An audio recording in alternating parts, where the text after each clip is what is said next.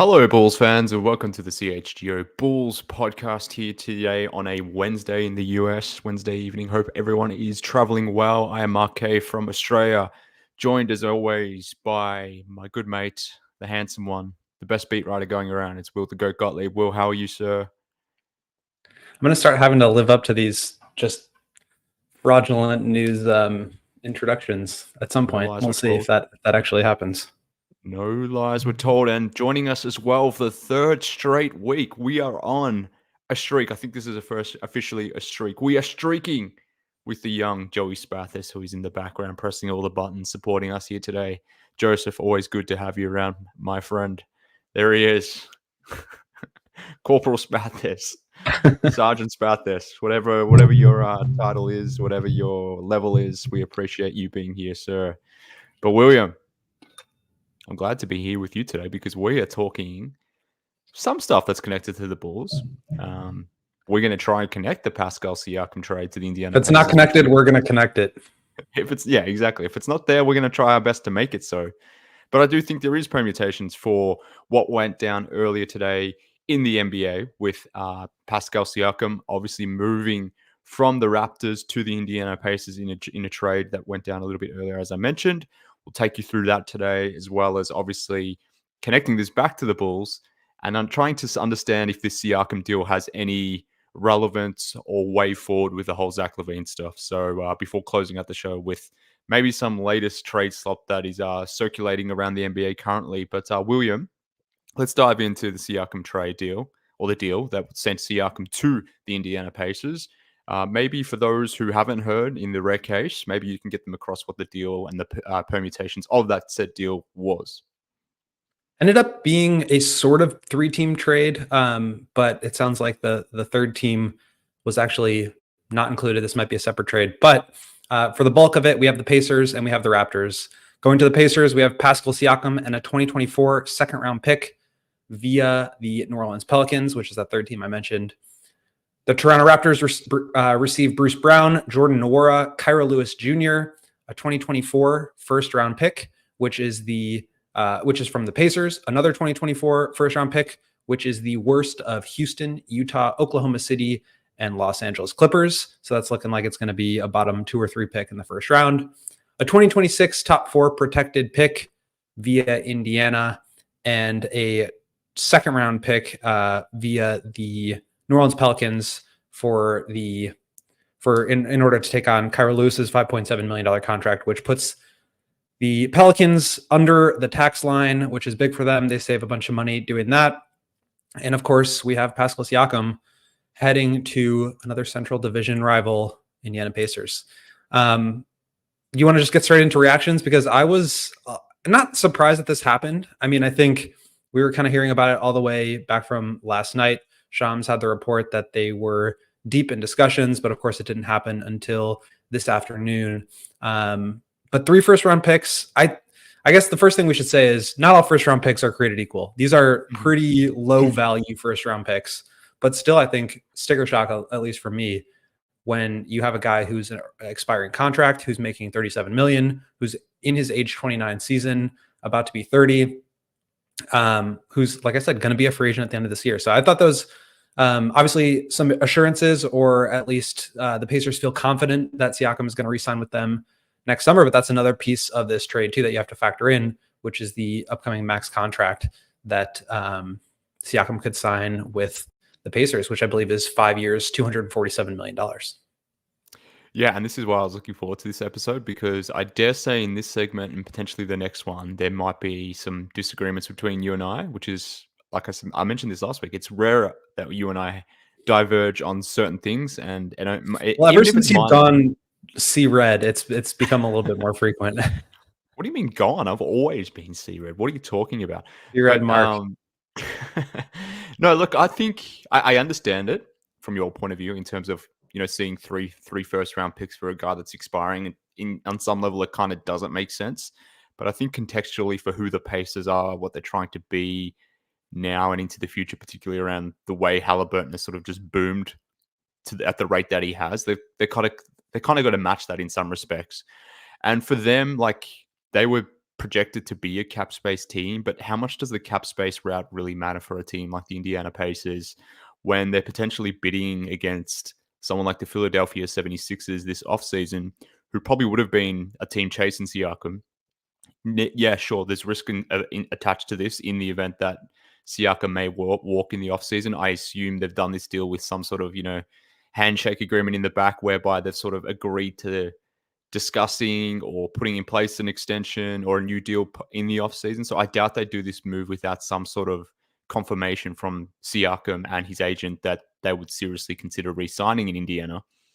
But I think for a team like for the Pacers, I think this is kind of what you need to do. One, to make it seem for your star guy that you're doing everything to support him. But also, like I said, like when you're competing with other teams that maybe are more fancied or have a better option potentially, like the Sixers may do, you kind of need to pay some level of tax in this regard to get in the market for a guy like Pascal, who may not have considered Indiana in free agency. I think within this scenario now, like you have 2 or 3 months to sell him on your environment, your culture, your coach, your star guy. Like if he gets to witness that and feel that in real time, it's no longer a sale of theory for the Pacers in the offseason. Like they can actually point to, hey, this is how things went for the 30 or 40 games you were here. Like that he knows what it's all about and what the Pacers are all about. But also for them, like the leverage play with that 5th year, like getting him now and getting his bird rights from that standpoint. If I'm not mistaken, like I believe that would be the case. That matters for a team like the Pacers, whereby like in free agency they could only offer the 4 years like every other team could. Now, what they're trying to do is trying to stack things on their side of the argument, I guess, and that's why they've had to do what they've needed to do in this deal. And to your point, not all picks are created equally, and I don't think the picks that they sent out were overly problematic from my side, at least. Yeah, I don't think so either. I mean, if you think about it in terms of the assets that they had available to move, I would say that those are probably the 3 least valuable, right? When you consider Benedict Mathurin was a sticking point, Jarris Walker was a sticking point, both I think 7th overall picks from the past 2 drafts. You also have Andrew Nemhard, who was a 2nd round pick, but has been far outplaying that value. And so you don't have to give up any of those guys. You don't have to give up a 2028 or 2030 pick, which obviously is a much scarier prospect when you don't really know what your team will look like 5, 6, 7, 8 years down the line. So I don't think it's like a massive overpay in the sense that they shipped out way too many assets. I am just a little bit lower, I think, than consensus on who Siakam is as a player. But I'll say this. I mean, I think the fit is phenomenal. I think it's the best fit that the Pacers could have gotten. I think it's the best fit for Siakam in terms of really capitalizing and maximizing what he does well.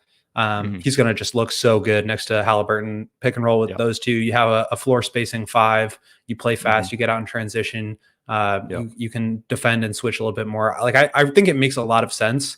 I guess to me, and we'll obviously tie it back into the Bulls situation and Zach LaVine, but to me, like the delta between what Pascal Siakam is when you have to factor in a max contract, a 5-year max contract that you're going to be giving him next year. And so basically 6 years of Siakam under contract compared to Zach LaVine for this year plus 3 more under contract. I just don't feel like the delta is 3 draft picks. And so when you factor in what everybody is saying about Zach and, all these fake trades that you see about like the Bulls having to attach an asset to get rid of Zach, like that is the part that I think doesn't really make sense to me.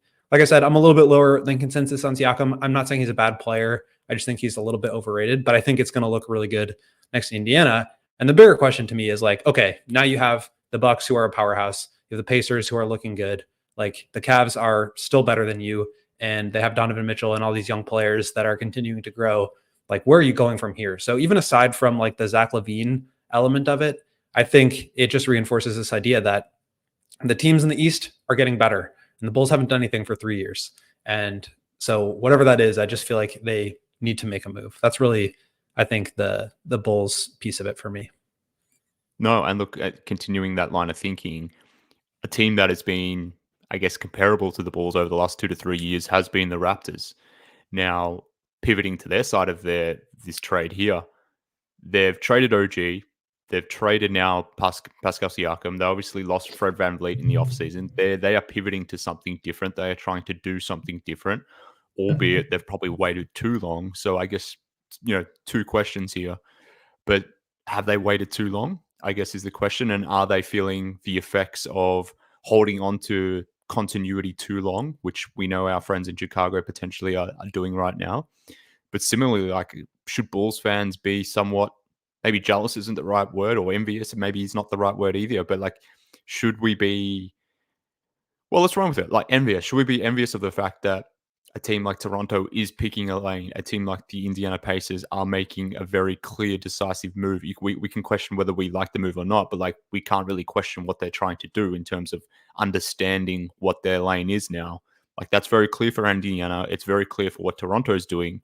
Whereas the Bulls were sort of still second guessing things, I guess. So from that perspective, even though the Raptors may have held on a little bit too long and cost themselves in potential deals had they moved OG and Pascal a little bit earlier, should we be envious in the way they've sort of using this season now to pivot and to try something different, whereas the Bulls are seemingly continuing this fight for the plan? Yeah, I mean, that part of it is just what you want to see out of your team. So if you are in the running for the play-in and you feel like once you get there, anything is possible, then probably not. But if you feel like you want a more substantial direction, you want longer term blueprint, yeah, I think so. But I mean, to me, the real thing here is that, like, for that 10th seed, you're looking at the Bulls, the Nets, the Hawks, and the Raptors. Obviously, the Bulls have broken away from the pack a little bit, but they're still only a game and a half up on 10 ahead of the Nets. So you've got the Bulls at 19 and 23 in the 9th seed, and then you've got the Nets at 16 and 23, the Hawks at 16 and 23. Nets are ahead of them. I'm sure they have some sort of tiebreaker, but I mean, they're tied in record and in standings. And then the Raptors, who are a game and a half behind them at 15 and 25. Like, are we sure the Raptors are even really out of the 10th seed? Like, I think there's a world where they continue to like compete because of what they got back. You bring in RJ Barrett, you bring in Emmanuel Quickly, you get guys that hopefully can help you compete. Maybe you flip Bruce Brown into something else, or maybe you keep him because he's a good player, and you can still be competitive. You still have the ability to pick a lane, and also have, certainly they could have probably gotten a lot more for OG last trade deadline. I'm not sure how much better they could have done for Siakam. Like, it feels like, not to say that they got some sort of massive haul, but they did pretty well for themselves. Maybe they could have done a little bit better had they done this last year. But to me, it's like this idea that even if you do trade some of your pieces, because of the standings around where you are, it's not like they're completely out of it now. And I think that's kind of the thing that I've come to, especially with regards to trading Caruso, is like, as good as he is and as much as he helps, I don't really think he like takes you out of the running for the 10th seed just because of the rest of the teams around that in that area. So like, if you trade him, maybe you get a couple of extra picks that you can move forward with, but you also can stay competitive now. And that kind of scratches both itches. So all that to say, I do like the way that the Raptors have approached this. I do think they waited too long and could have done better, but I like the path they're on. They've also, it's a different situation because they have their franchise cornerstone. The Bulls do not. And so it's a little bit easier to make these decisions, and especially swallow these tough pills in the form of trading away really important players at the franchise when you know you have that next guy who you can build around, because the Bulls just simply don't have that. True. But this, I guess, I would be surprised if Toronto do try to do the whole playing thing. And I say that because their pick is currently protected, I believe, top 6. If it's out of the 6, it goes to the Spurs. Now, if it's going to be out of the 6, it won't be, beyond that by too much. So potentially that would be handing over the 8th, 9th pick, or whatever it might be in this draft, to the San Antonio Spurs. So maybe it makes sense for them to be as bad as possible, quote unquote, as bad as possible. To your point, like, they've got Scotty, they've traded for IQ and RJ. If they reroute Bruce Brown for another pick or two, and in addition to the picks they've acquired here, like, they've got a good base happening from that perspective. But I think it is in their best interest to maybe do some sort of rebuild / retool / tank here to ensure that they keep their pick for 2024, or give it the best odds to keep that pick for 2024. So yeah, your point is well made, that they're still currently within the whole play-in race, and maybe this team, the way it all comes together post this Pascal trade, maybe they find a different gear, or a different way of playing that enables them to if not stay in the race, then, really vamp their way up within the race. But who knows? Let's see. But I guess that is a permutation for the Bulls in terms of the Eastern Conference, that maybe this is still a competitor for them. Maybe it's not. We mentioned the Hawks there. They're consistently in trade talks as well.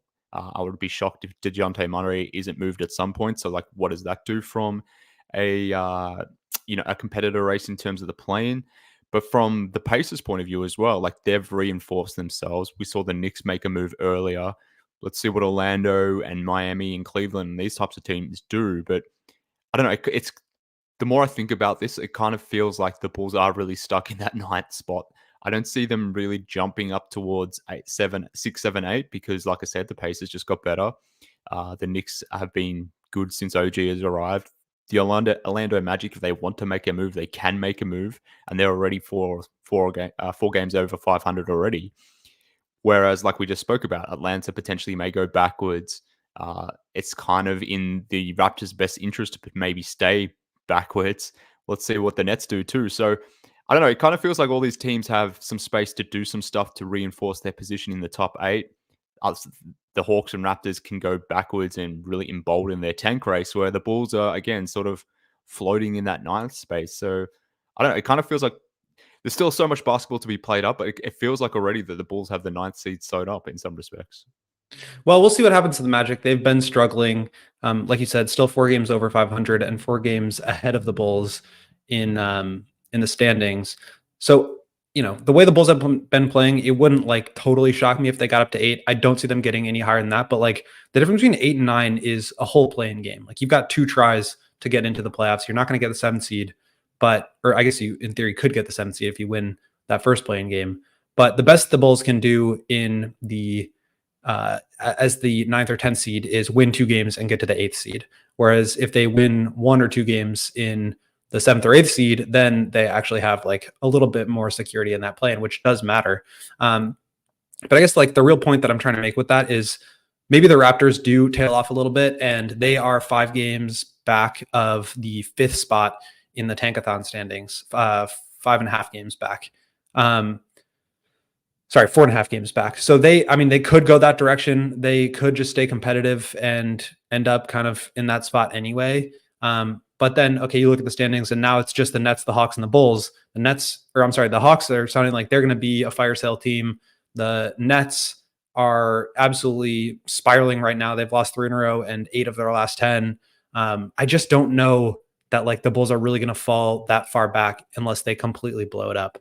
And so to me, it's come to this place where you can still make some selling moves while also remaining kind of in that same kind of area code that they're in right now. And I think that's probably the best path forward. We'll see what they actually do. But to me, they do, it's almost kind of a nice problem to have, even though you're not going to really climb up the standings. Maybe you can still be competitive and also kind of acquire some stuff, but we'll see how that actually happens. Yeah, no doubt. There's still we're still several weeks away from the trade deadline. Let's see what the Bulls do if they do anything. But like we said, the Nets could do some stuff. Maybe the Nets are a Zach team, and then that completely changes the dynamic of both of those team seasons. We mentioned the Hawks. There's other teams around that sort of periphery space as well that could do some things. The Lakers, we've spoken endlessly about them being a Zach team. So there's so many different ways this thing could go. And hell, maybe the Pacers aren't done doing some stuff. Certainly for this offseason, at this deadline, but definitely in the offseason, they're still in a position whereby they can be a cap space team. They've got some stuff they can still deal right now, like Buddy Hield. And if you wanted to trade Buddy Hield and Ben Mathurin for something, you could. So let's see where it goes. There's still a few weeks left, obviously, before the deadline. They could actually still be in the Zach LaVine sweepstakes because of all the stuff that they kept. In theory, I don't think they will, but they could. Yeah, I would be shocked if they were, but yeah, in theory, definitely that is possible. But let's move on, William. I want to talk Zach LaVine and bring it more home to the Chicago Bulls, comparing Zach to the potential Zach return to this Siakam return. But before we do so, can you tell everyone about our friends at Empire? Empire Today, all they do is floors, no matter what. With Empire Today, you get to shop at home with the convenience and find the right products for your needs with quick and professional installation at a low price guarantee. Empire is the best place to get new flooring, so of course they have copycats, but Empire can't be beaten on quality, service, speed, so competitors advertise low-quality products that Empire simply would not carry. They won't promise the lowest prices because anybody that does is not putting those floors in their own home. But they have a virtual floor designer, and it's a great way to see how these new floors might look in your place. It's easy to snap a picture and instantly see how new floors will look in your room. Shopping for floors at big box stores can be frustrating. You might talk to someone today that was working in plumbing yesterday.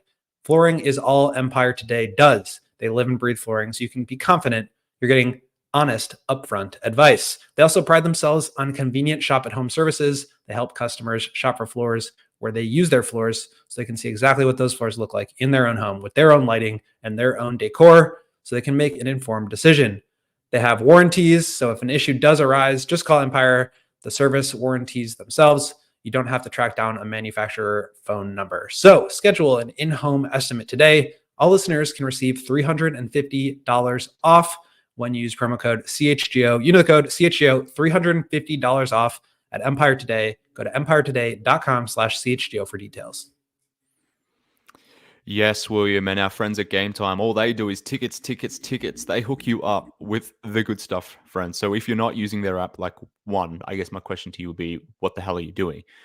Why are you missing out on just absolutely last minute, the best and lowest price guarantees on last minute deals? So our friends at Game Time are hooking us up with a great offer. All you need to do is download the Game Time app, create an account, get your hands on some tickets, whether it's whether you want to go to a basketball game, a comedy show, a music event, whatever it might be, a theater show, whatever that looks like. I've never been to a theater show. I don't know what that entails, but it doesn't matter because our friends at Game Time do. They can hook you up with those killer last minute deals, all in prices. You get to view what seats you want to sit in before you actually get to the event. You can use their intuitive app and you get a pretty clear view as to what seats you're actually purchasing, which certainly gives you a peace of mind when you are laying down your dollars for these tickets. So get your hands on this. Like I said before, download the Game Time app, create an account, use promo code CHGO, and when you do, you'll get $20 off your first purchase. Now, William, if I am trying to get my hands on some Bulls tickets as an example, I'm earmarking a couple. So we've obviously talked Pascal Siakam. He's coming to the Indiana Pacers. The Bulls have the Pacers. Are you trying to tell me you're coming to Chicago? No, I'm not. But I'm saying breaking news. No, damn. Unfortunately not. But if people are in the Chicagoland area or anywhere across the globe and want to make their way around to see the Bulls play, Pascal Siakam and the Indiana Pacers, Wednesday, March 27th, 2024, they're in the UC playing the Bulls. So if you want to see Siakam in a Pacers jersey doing the thing with Halliburton against the Bulls, then that's an opportunity. Another day or another game that I've earmarked, Tuesday, February 6th, 2024, potentially the last time we see Zach LaVine in a Bulls jersey. Maybe it is, maybe it's not. Who knows? But if it is, maybe that's a game that you want to potentially go and see. So like I said, download the Game Time app, create an account, promo code CHGO for $20 off. Obviously, terms do apply, but it is that easy, friends, to save yourself $20 on your next event. But pivoting to the Zach LaVine conversation now, whether you're going to the Wolves game or maybe you're seeing Zach in March 27 against the Pacers. Look, let's see, because obviously there's still a lot of things to happen with Zach and the Bulls and the whole trade deadline, which we're going to be continuing and banging on about for the next 3 weeks here on this fine and beautiful program. But today, William and I wanted to I guess, lock in and hone in on the Siakam deal, and if at all it means anything for Zach, the Bulls, and that potential trade. So, simple question, straight up, William: does the Siakam deal impact or affect the Zach trade at all, or the return for a Zach LaVine in a trade? I would say indirectly, maybe a little bit, but overall, probably not. I mean, you look at the most recent kind of blockbuster trades. You have Siakam now, which was 3 first-round picks. You have James Harden, which happened at the beginning of the year. That was 3 first-round picks. And so it's like these situations where the team who was trading did not seem to have a ton of leverage. There were not a ton of suitors. It was really just that one team was really interested. And so they were able to kind of get to squeeze those teams in order to give up as much as they wanted. I mean, I don't think I didn't think there was any justification for the Clippers to be giving up what they gave up to get James Harden when nobody else wanted him. He's going to become a free agent. It did not seem like the Sixers had any leverage, but all of a sudden you're getting a ton of expiring money. You got 3 first-round picks coming back. Like, that was a haul.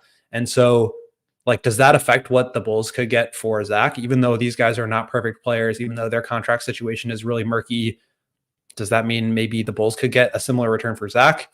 I don't really think so. And the reason why is because the main difference there is that Pascal Siakam and James Harden had at least one suitor, and Zach LaVine does not appear to have any suitors. I think if there was anybody that was seriously interested in Zach, the trade would already be done. I think if there was anybody seriously interested in Zach, the Bulls might be able to get a little bit more than what it seems like is floating around at least. But from where I'm sitting, like, the only thing that matters right now is, does anybody want him? Is anybody willing to take him on? Is he the guy that teams can convince themselves is the one to go after? And until that changes, it does not really seem like anybody's going to be giving up anything, let alone, an overpay. Yeah. No, I completely agree. And like, that's the fundamental difference between this whole thing. Like, even if we feel like, let's be clear, I think Siakam's a better player than Zach LaVine. Do I 100%. Think it's worth 3 first-round picks? Like, is that the delta? No. But I can also understand why it is, in the sense that, even though they're similarly tiered players, let's say, even though I do think Siakam is better, he is a different archetype to Zach. But the most important part is that, which you touched on, like, Siakam had a market. It wasn't just the Pacers that were chasing him. Maybe they chased the hardest, but the Warriors were supposedly interested or thinking about a Siakam deal, what that may look like. The Dallas Mavericks, the Sacramento Kings, there may be 1 or 2 others that I'm forgetting off the top of my head. So there was 3 to 4 teams that were interested in Pascal, which allowed a team like the Raptors sort of to drum up the value that they did for him in a deal and getting back those 3 first-round picks. So to your point, like, we just haven't heard anything concrete like the Siakam stuff or the OG stuff in relation to Zach. Like, there's just been nothing close to that. And if anything, it's been the complete opposite, whereby there's been reporting around that there's no teams interested in Zach. No one wants him. And if anything, the only thing we really heard about Zach is Rich Paul coming out talking about the fact that he would like to go to Sacramento or would welcome a trade to Sacramento. Obviously, the whole LA thing, we know why that makes sense. But beyond that, we haven't really heard anything for Zach, which is why we're in the situation we are, which is confronting, I suppose, on some level, because we as fans have to reckon with that. We can all feel a certain way about Zach, and we can be disappointed that guys like Siakam or OG or whomever are getting certain returns.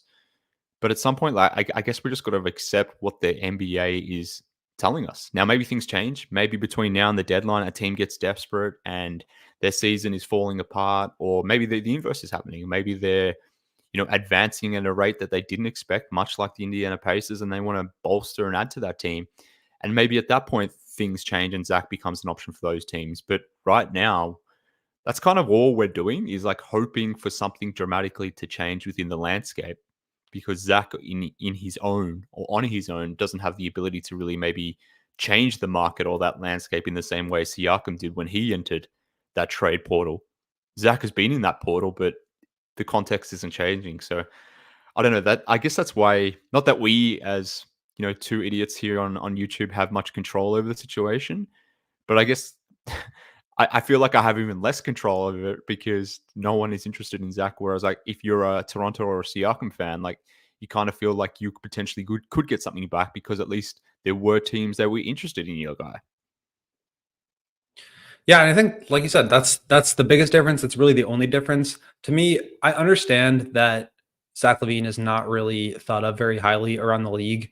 I'm not sure I understand fully why. I get that he is making a lot of money, but other players are making a lot of money, and like Siakam is going to be making even more money when you pay him next year. People are talking about wanting to add shooters and players who can be like complementary stars. Well, number one, like, every team who has multiple stars has multiple max contracts on their books, and I think Zach LaVine is, with the exception of the Pacers, probably a player that can fit on more teams than Pascal Siakam could have. So, like, again, I think Siakam's a better player. I think the fit there is going to make him look even better. And I think he's just in general, like, kind of a half step or a tier above Zach, just in a vacuum. But this idea that, like, Zach is this negative asset, that he is like a worse defensive player than D'Angelo Russell and Austin Reeves, which is just like asinine.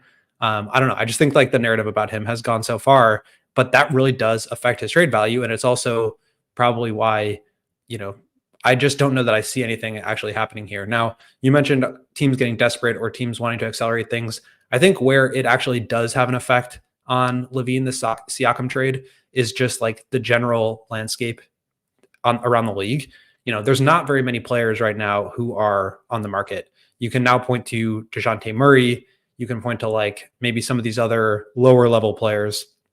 And DeJounte Murray, all things considered, is probably a better asset than Zach because he is under contract for longer. He's younger and he is not making as much money. I don't think he's anywhere close to as dynamic of a scoring threat or an off-ball like scorer, but you can like kind of convince yourself that that's a more palatable contract to trade for. But okay, so maybe he gets traded to the Nets or the Kings or the Lakers. Now, what do those other three teams do when their two primary targets are off the market? Does that kind of make teams a little bit desperate? If the Lakers are still 11th, the day of the trade deadline, do they now have to really face reality and go, well, do we want to waste this year with LeBron, or do we want to make an all-in move that could potentially really help us? So I don't know. I think a lot can change. It's still 3 weeks until the trade deadline, and I expect teams to kind of have to reckon with themselves as far as like who they really are and how far they think they can go. But until a team really like decides they like Zach and want to trade for him, even if we disagree with the perception around the league, that's the reality of it. Yeah, 100% agree. And now I'm wondering, like, does a team like the Sixers in the rundown I've said re-enter the frame, but I don't even know if they were in the initial Zach LaVine sweepstakes to be positioning them re-entering. But put that aside. Do they enter the Zach LaVine sweepstakes now? Because two guys that they were potentially positioning themselves for, particularly in the off season where they're hoarding or have the ability to create so much cap space. I think it's like $55-60 million in cap space. You've just seen OG go to New York, which would have been a Sixers target. Pascal has gone to Indiana, who may still be a Sixers target in free agency, but assuming he comes to terms on a new deal with Indiana for the full 5-year max, then he's not going to be a Sixer. To the Philadelphia 76ers, seeing what they're doing right now with Embiid and Maxey, knowing Embiid's injury history, knowing the fact that he's how many more good years do you have with him, but he's at that MVP level right now. Like, does your perspective on LaVine change? Does your perspective of hoarding all that cap space for July change? And do you cash in and sort of take away from maybe that plan now for a guy like Zach LaVine? So like that's the team that I immediately went to, who I wasn't really considering previously for Zach, because I would have valued cap space more, knowing that I potentially could have targeted someone like an OG or Pascal. But if they're now off the board, if Paul George re-signs or extends in LA just like Kawhi did last week, then what are you really even doing with that cap space in July? Does it even make sense to hoard your cap space for July, or do you take a punt on someone like Zach LaVine? Maybe you still don't, because it's a lot for a guy like LaVine. But that's the kind of team I'm thinking about who can maybe enter into this whole thing that maybe we haven't really discussed to the same degree that we have, like the Lakers as an example, or the Kings. So I think a couple of things could affect that. Number one, what happens with Paul George before the trade deadline? If they can come to an extension agreement with him, that really knocks like all of the like moderately interesting free agents off the list. Yeah. So you have LeBron, obviously sounds like he's going to pick up his player option. Paul George has a player option. He could either pick that up or renegotiate and extend. You have Klay Thompson. That's probably going to be a Warriors re-sign at a lower number, but who knows? I just don't really see him ending his career anywhere else. You have Tobias Harris, obviously, is a Sixer. You have Harden, who all indications point towards him re-signing with the Clippers. You have Siakam now with the Pacers. Drew Holiday's got a $40 million player option. Don't really see him declining that, or if he does, it will be a longer-term extension. You've got Gordon Hayward. He's not very exciting to me. You've got Kyle Lowry. He's not very exciting. DeRozan, Buddy Hield, Mike Conley. And so the list kind of goes down from there. To your point, I think if DeJounte Murray gets moved, who are you really going after? And so it's this question of like, are the Sixers as currently constructed capable of winning a championship? maybe. But I think that the best thing that they could do right now, if that's the situation, is re-sign their guys on 1-year deals or 2-year deals with team options so that they can like roll this over and do the same thing again ahead of the 2025 free agency when, again, you've got LeBron coming up, you've got Jimmy Butler at that point. We'll see what happens with Paul George. Fred VanVleet is under a team option. Gobert, Kyrie, Drew Holiday again. Donovan Mitchell becomes a free agent. So there is more optionality if you kind of kick the can down the road. But if you do that, you run the risk of kind of wasting this season that Embiid is having. And to me, as great as they're playing right now, I think when the playoffs come around, you're going to need another scorer. You can't have Maxey on the court for 48 minutes. You can't have Embiid just like creating everything when he's out there and Maxey's not. I just don't know if you can win a championship with Tobias Harris as your third best player, but maybe you can if he's your fourth best player and you can package, Robert Covington and some of the other expiring contracts to go get a Zach LaVine or a DeJounte Murray or whatever. So I definitely think that the 76ers should make a move. I know they're fans and, people around the league talking about them are like not so interested, but to me, it's just like this game is so different in the playoffs, and as dominant as they have been in the regular season, and they have been, I just think you need that third guy in the playoffs to create a shot, and they don't have that right now. No, and look, bringing this back to the whole Pascal and Zach thing, this is where we were forging a case for Zach versus a case for Siakam in terms of, a trade asset or a guy on a specific team. Like, I still think someone like Siakam makes so much more sense for the Sixers than Zach, but he's not obviously potentially not available for them. But you mentioned there that the Sixers need that third guy. They need someone like potentially Zach to be their third guy on the playoff team. And I'm not saying I don't believe that he can be that, but I also don't think opposing teams are wrong to feel or question, can Zach be that? Or if he can be that, like, is it worth committing $45-ish million of your cap space for your third guy? And that's kind of the issue that we are in as Bulls fans, or the Bulls are in more generally, that teams don't necessarily view Zach as anything more than that third guy. And is that third guy really worth $45 million in today's cap space climate? Like, that's a fair question. And I know we can push back on that, and we can say Zach is this, we can say Zach is that, and that he's worth his max, or he can be a star level finisher type thing. But I also don't think opposing teams are wrong to at least ask the question, is Zach really worth this, given that he's not really proven it in those types of climates that you just sort of mentioned before. Like, the Sixers, like, theoretically, it makes complete sense. But at the same time, for you to take on Zach, you have to, and this is where all the losing really impacts things. I think one of the reason teams like the Pacers were prepared to offer 3 first-round picks for someone like Pascal Siakam is he's proven it in the playoffs. He was the second best guy, you could argue, on a championship level team. Now, granted, that was 3 or 4 years ago, but he's at least proven that he can play within a team concept, a winning concept, can play both sides of the ball, is a 6'8" forward with an archetype that a lot of teams would like. Whereas Zach isn't those things in some respects because he's a 6'5" shooting guard.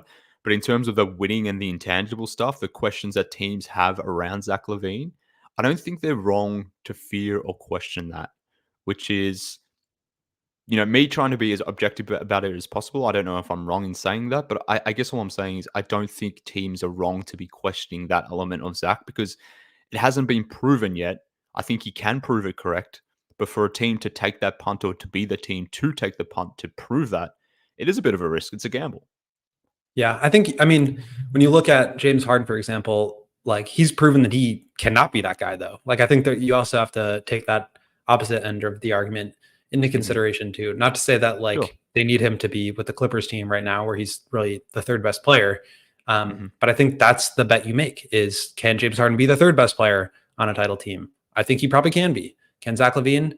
We haven't seen him succeed in that situation, but again, we haven't seen Harden succeed in that situation either. So obviously he's gone much further and had way more playoff success than Zach. It's not an apples to apples thing, but it is a question no matter where you go. And I think the other consideration here is, like, how valuable is cap space anymore? Obviously, staying under the luxury tax or staying under the aprons is a big deal, but teams are not really like going out and signing star free agents very much anymore. You either re-sign with your team and then ask for a trade, or multiple guys become free agents at the same time and they decide where they're going, and then the team creates space for them. When you think of the Clippers doing that with Kawhi and Paul George and trading basically everything for, including SGA and like 12 first-round picks to go get Paul George from the Thunder. So if you're the 76ers, like, yes, it's nice in theory to have this idea of all this cap space, but I just don't know what you're going to do with it. And even if they do roll it over into next season, well, you've got to max Tyrese Maxey.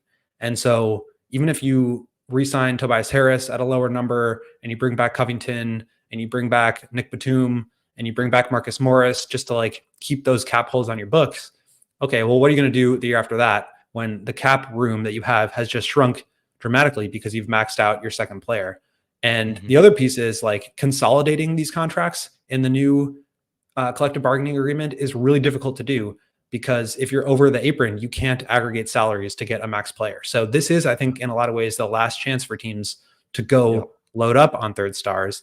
And as the cap continues to rise, maybe these things aren't as big of a deal as long as you've got those guys under contract already. So it's definitely tricky, but to me, I think the narrative around the league right now is like space over everything. But at a certain point, like, you need to compete. And if you want to compete, you got to spend. And if you are going to spend, yeah, you don't like do it recklessly. But I just don't know that like trading for Zach LaVine is going to really hamstring you when he's only got this year and 3 more on his contract. So again, I think I'm just like pushing back on the narrative about Zach right now. There's nothing I can really do about how everybody feels about him and what other teams think. But I just don't know that he's as bad as everybody seems to think he is. Yeah, no, I get it. But I just can't move past the actual situation of what is, I guess. I if only people could see our DMs, William. That's all I would say. I'll just leave them or tease them with that. But I think you touched on something interesting there. Like the market dynamics of the NBA right now is kind of the reason why the Bulls are in the situation they are in right now in some respects, because they can't trade their guys for something. They don't necessarily have the draft picks to go backwards to do something, or at least previously. And you mentioned the whole cap space game. Like, is it even a real thing anymore? Kind of not, because all these guys extend with their current teams, get the bag, and look for a trade thereafter. So for the Bulls, like, you don't have the premier draft assets to go in and do a tank, or to pick up something because you're staying in this win now route. Your guys that you do have don't necessarily have enough value for you to go and make one of these trade for a disgruntled star that you can bring in who's maybe signed with his team previously. But because there's none of these free agents entering, or any premier free agents entering for free agency, you're not necessarily going to try to move your guys to create a cap climate or a cap situation for your team whereby you can sign these players, because one, they're not there, and then two, you're sort of just having to pick up B or C level free agents, which is why the Bulls are somewhat in the situation they're in, where they kind of just do nothing, because neither path or any of these other paths are seemingly going to move the needle at all. So it's just a vicious cycle in some respects.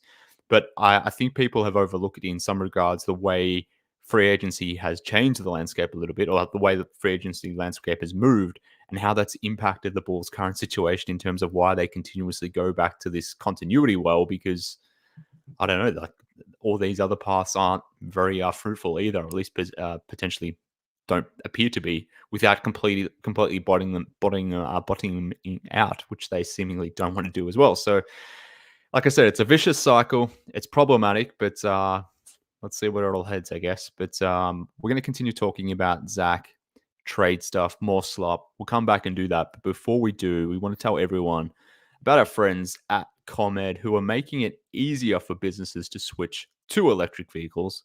That's something, William, that we can all get behind for the health of the planet and for the well-being of all of us who share it. The electric grid is evolving to meet your cleaner energy needs as we all move with confidence towards an electric tomorrow. Whether you have one delivery van or a whole fleet of shipping trucks, ComEd can help guide you to make the changes that make sense. So, William, what should business owners do? Well, number one, they can go to comed.com/clean to learn more about resources, fleet rebates, and infrastructure incentives available to help business go electric. If you own a business, don't wait. Start making your plan today to switch to electric vehicles. Good for business, good for the planet, good for all of us. Go to ComEd.com/clean. William, did you say ComEd.com/clean?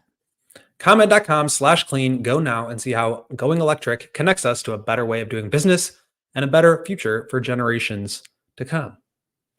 And look, another man who has just been, creating incredible business opportunities for everyone, for himself, obviously, but for everyone looking to get themselves their hands on a Chevy for generations. Our guy Ray has been doing so, and he's going to be continuing to do so. But William, tell everyone about our friend Ray.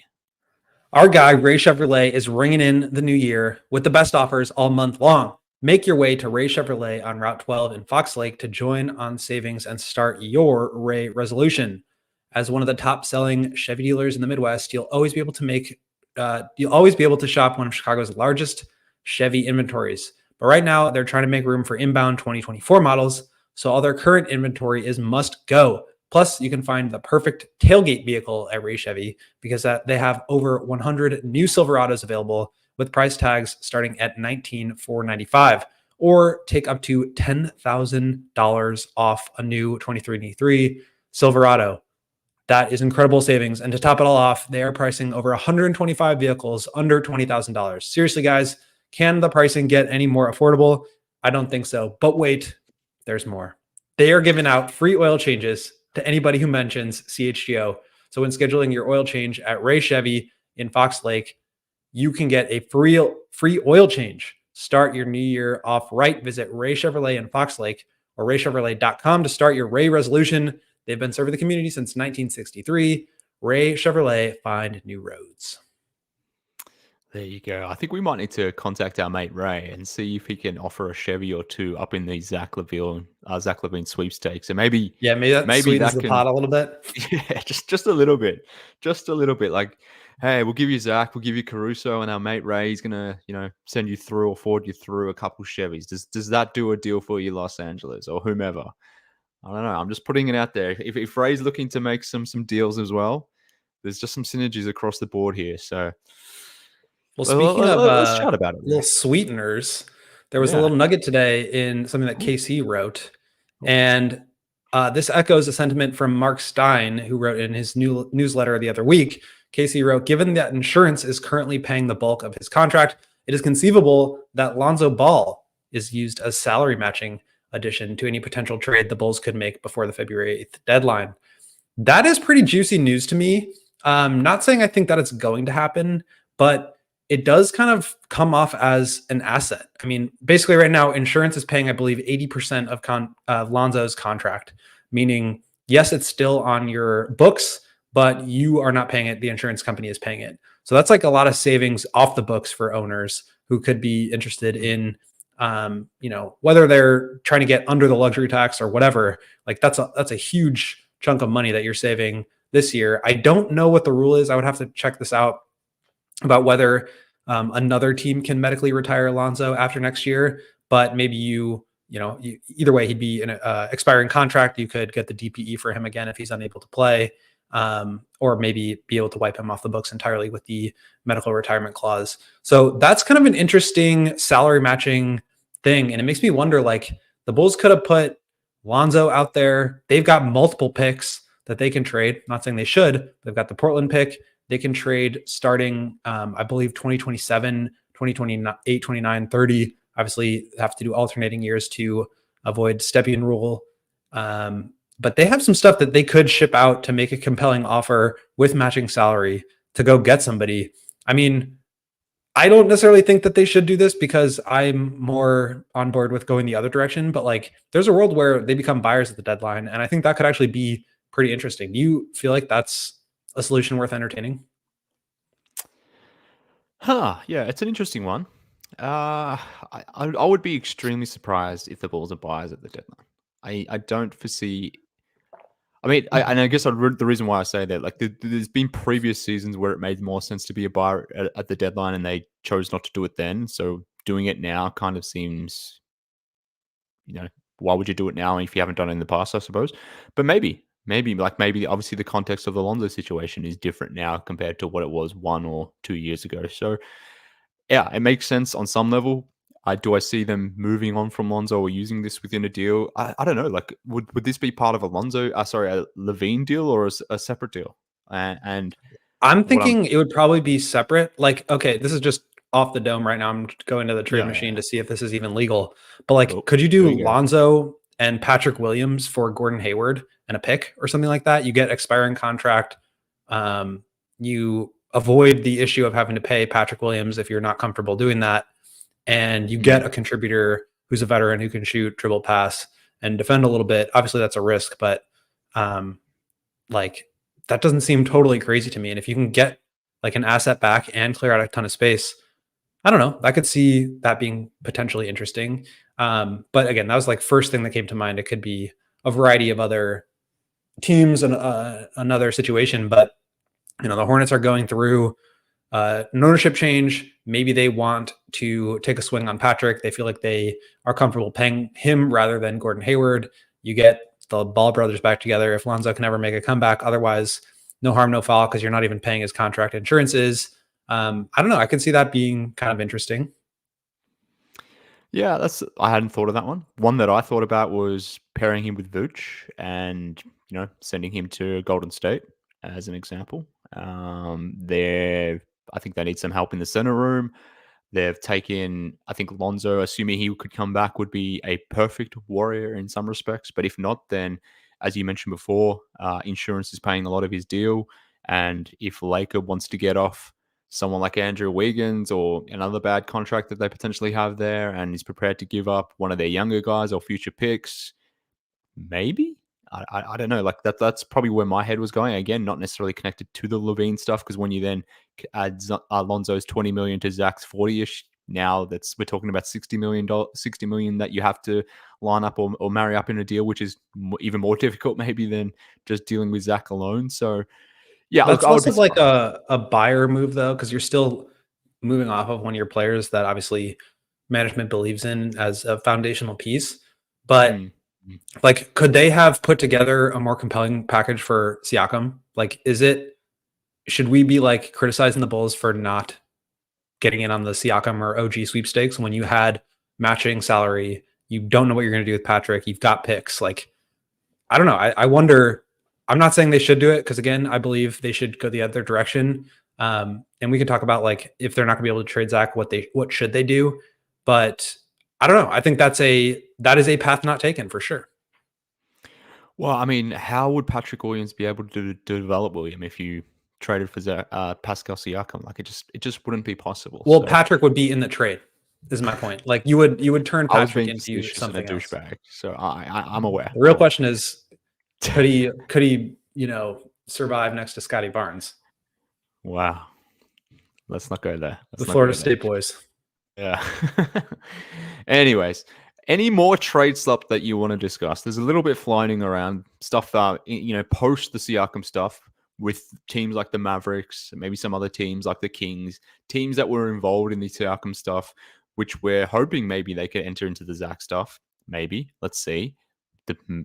I guess that's a question. Like, are those markets connected at all? And maybe less connected to the slot, but like, do you think a team like, I don't know, the Kings now, because they've missed out on a Siakam, that they position themselves or continue going down that route where they want to target a two-way forward, or do they pivot to something like Zach? Do you think we'll start getting reports about teams that were previously in the Pascal stuff now coming into the Zach stuff? At least initially, post the Siakam deal, we haven't heard anything to that extent, but I'm wondering if you're hopeful that something like that could change, or if you think something would change like that. I think that's like the only way that teams start to, or that there's like some Zach LaVine interest that begins to drum up. But Jake Fisher at Yahoo Sports came out with some trade rumors in an article this morning. We can go through some of them.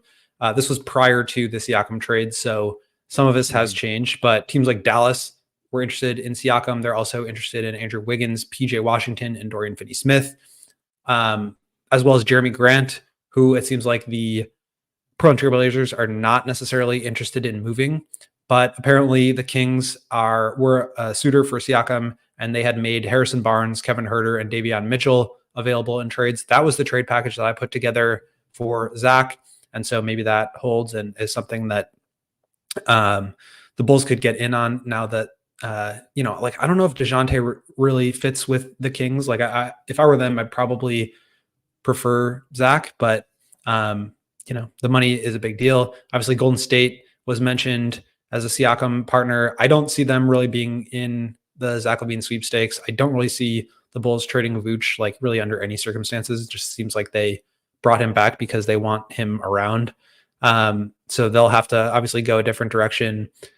Phoenix could be potentially moving some guys. They've got Grayson Allen and Nasir Little, who make, I think, like 15-ish million combined. They could, and they also have 4 second-round picks at their disposal, so they could package those guys to get another contributor. PJ Tucker is a trade candidate. Let's see who else. Terry Rozier, Gordon Hayward. Miami has been linked to Rozier. I like that fit, but like, I don't know if I want $25 million of Terry Rozier on my books. I mean, people think Zach LaVine is a bad defender. Like, watch the Charlotte Hornets game.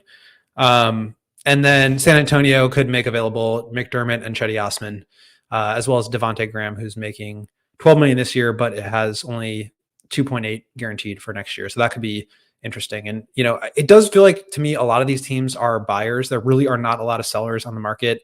Even the Hawks, like, I think that they would be looking to add talent back because they've got a ton of picks out the door to the Spurs in the DeJounte trade. So, I wonder who of these teams end up really being sellers, or if there are any real sellers left, which also, makes you consider, what are the Bulls doing when they could potentially be one of the few teams who has assets available on a marketplace where there's a ton of buyers and not a lot of sellers. But do any of those names interest you, just independent of Zach or not? And I don't know, like, any trade rumors that are particularly interesting to you at this point? Well, not necessarily for the Bulls in terms of buying, but I think something that, again, coming back to the whole Zach thing, like guys like Terry Rozier, DeJounte Murray, even Jordan Clarkson in Utah, like, I think those guys are indirectly impacting the Zach stuff too. And I say that I'm not suggesting that any of those guys are better than Zach LaVine or anything like that.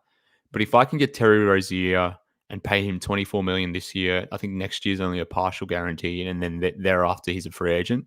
If I can get a player who gives me 70 to 80% of Zach's production, but do so on someone who's earning 50 to 60% of his contract, that to me makes more sense for a team than trading for Zach. Similarly with DeJounte Murray, like we talked about him, or we touched on him before, like his contract, I think this year is what, like 17, 18, $19 million, something like that, something small. It kicks up a little bit next year and the 4 years thereafter because of his extension that he signed with the Hawks. But like, he is a far more reasonable and palatable play from a cost point of view for teams that may be scared of the first apron or going into that tax or pushing up towards the second apron. Even Jordan Clarkson, I don't know if he's necessarily available right now, given Utah is just doing this winning thing to an extreme rate. Like, maybe they wouldn't want to sell any of their veterans. But again, like, someone like Jordan Clarkson isn't better than Zach LaVine. I don't know what you want to ascribe, how much, how comparable they are, but let's just say that Jordan Clarkson is 60% of Zach LaVine. He's earning a lot less than Zach LaVine. Like, if I'm a team like the Sixers or the Knicks or insert whoever, like, who wants to have that upgrade, why would I position myself as Zach when I can take a run on some of these cheaper guards who can maybe fit in a little bit easier, don't cost as much? And if it doesn't work, I have more ability to sort of pivot because either the contract value is not huge or there's just not the same amount of years as Zach. Like, that's the stuff that interests me, that guys like Terry Rozier, who's probably not as good as Zach, unfortunately might have more interest and more play within the market just because of, again, the market dynamics, which we discussed before, which is wild to think about. Yeah, Rozier making $23 million this year, $25 million next year, and then is a partial guarantee, but that guarantee is for $25 million. So all likelihood, he's back on the third year of the contract for $26.6 million. So that's still a substantial amount of money, but to your point, I mean, that's like almost half of what Zach LaVine is going to be making. But I think like the real opportunity cost for a lot of these teams, at least the New Yorks and Miamis of the world, is Donovan Mitchell and his pending free agency after next season. Like, does it make more sense for a team like the Knicks, who I don't think are in the Zach sweepstakes whatsoever, but rather than going out and trading for DeJounte Murray or Terry Rozier or one of these guys, does it make sense to hoard your picks? Two of those picks are protected, I believe, this year and not going to convey, meaning they'll have another chance to convey the following year. So those will continue to roll over from the Pistons and from the Hornets. Like, could you at some point package those for Donovan Mitchell? And, if you're going to pay for a max player, you may as well get somebody who I think is much better than Zach. So I think all those things factor in. Ultimately, if Zach gets traded, it's going to be, I think, to a team that's just like really desperate to make a move. And really the Lakers are the only team that reeks of desperation enough to like pull the trigger on that. We'll see if they actually go through with it. Maybe a Rozier or DeJounte. I don't know about Jordan Clarkson either, whether he'll be traded. Like the Jazz probably would sell anybody for the right price, but remains to be seen. To me, like if you can't trade Zach, and this is maybe a good lead into next week's conversation, but I just feel like you still are obligated to make some sort of directional move right now. And so if it's not Zach and you don't know what you're going to get from DeMar in free agency and you have this opportunity to sell high on Caruso, like I still feel like they should really explore those options just from a value play. And I think the fact that the Bulls aren't operating from what do we do here in terms of value, I think is always going to put them in a position of weakness, quite frankly. And until they start to prioritize value over mediocrity, then I think they're going to continue to be mediocre. What a perfect place to end the podcast. On that upbeat note, let's call it a day. William, thank you for joining me today. This was a fun conversation. Thank you to the NBA for gifting us this Pascal trade. That certainly made our job a lot easier in terms of coming up with a rundown, but I'm hoping everyone that tuned in enjoyed the show. Thank you everyone for supporting us on YouTube. Hit the like button on your way out. Appreciate everyone in the comments as always. Apart from Anthony, who's suggesting that the Bulls trade Billy Donovan, which is just extremely disrespectful, Anthony. How dare you? But appreciate everyone for tuning in. Apple, Spotify, all that sort of stuff. 5-star reviews, of course. William, you can follow him on Twitter at Will_Gottlieb. We on Twitter, CHGO _Bulls. You can get Matt and Big Dave there too. For whatever reason, I'm forgetting their handles off the top of my head. I apologize, Matthew and David. That is my mistake. I'm on Twitter, apparently, at MK Hoops. The guys will be back for Bulls Toronto tomorrow. So obviously this is another element to this whole thing. The Siakam trade going down just before the Bulls play the Raptors. We don't know if that really changes the dynamic of that game too much, but obviously the guys will be covering, of course, at Ball Sports. What an idiot I am. Thank you, Dreads, for pointing that out for me. That's what Big Dave is. And Matt Peck at Bulls_Peck. How could I forget that? How could I do my friends dirty like that, William? Just a terrible person. But as I said, William, Big Dave, correct. Matt, they'll all be back, as well as the King, young Joseph Spathis, or Corporal Sergeant Spathis, whatever you are. They'll all be back to take you through Toronto versus the Bulls tomorrow night. So tune in then, friends. Let's see how it all goes. Again, the Bulls go against the new look Raptors. William and I will be back some stage next week talking all things Bulls. But like I said, appreciate everyone tuning in. Speak then. Take it easy. We all silly.